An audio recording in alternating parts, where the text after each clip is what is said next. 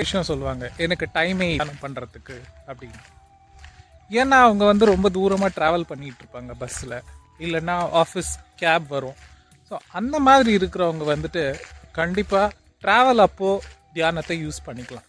காலை க்ராஸ் பண்ணிவிட்டு கைகளை கோர்த்துக்கிட்டு உங்கள் இயல்பான இயற்கையான சுவாசத்தை கவனிக்கலாம். இது கண்டிப்பாக ப்ரூவ் ஆகிருக்கு. ஒரு 25 இயர்ஸ்க்கு முன்னாடி ஒரு மேடம், அவங்க பேர் வந்துட்டு கிரிஜா ராஜன், அவங்களுடைய ஆஃபீஸுக்கு போகிற வழியில் இப்படி தியானம் பண்ணி போகிற பயணத்திலேயே அவங்களுக்கு நிறைய ஆஸ்ட்ரல் ட்ராவல் எல்லாம் நடந்திருக்கு. அது மூலமாக தான் அவங்களுக்கு தியானத்தில் நம்பிக்கையும் வந்திருக்கு. அவங்களுடைய எக்ஸ்பீரியன்ஸ் எப்பவும் நான் ஷேர் பண்ணுவேன். ஏன்னா நிறைய பேருக்கு டைம் இல்லை அப்படின்றது கண்டிப்பான ஒரு விஷயந்தான் இந்த மாதிரி பிஸி டேஸில்.